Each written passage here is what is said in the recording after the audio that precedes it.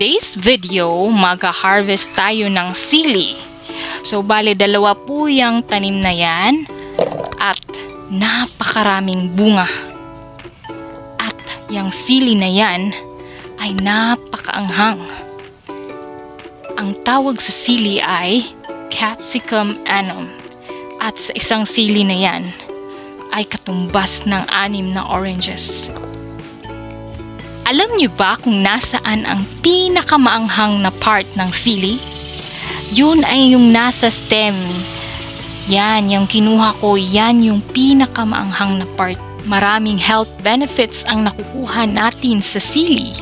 Isa na dito ay ang cancer prevention, vitamin A, minerals and antioxidants. Kaya palaging kumain ng sili. At eto na po ang na-harvest ko. At ang maganda nito kapag nilagay mo sa suka na niyog.